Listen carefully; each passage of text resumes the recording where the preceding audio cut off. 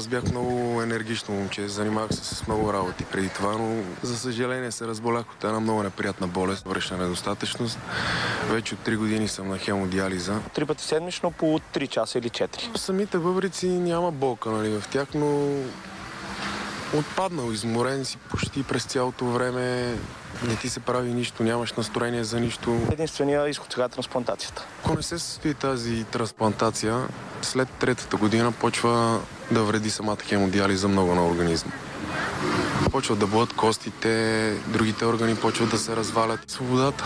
Просто аз съм вързан за този апарат 3 пъти седмично и не мога никъде да хода. Нищо не мога да направя. Това е нещо, което най-много ми липсва.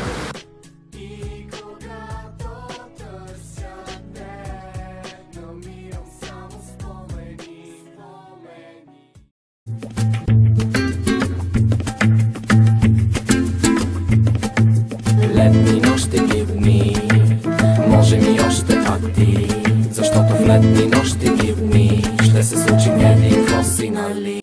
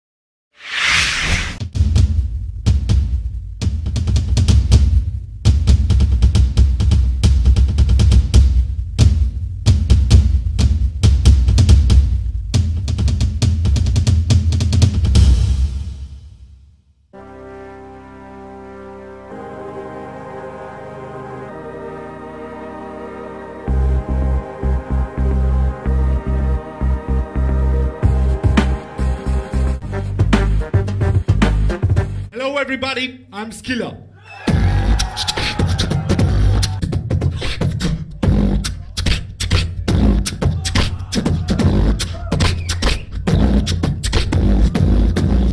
Show me how you're feeling.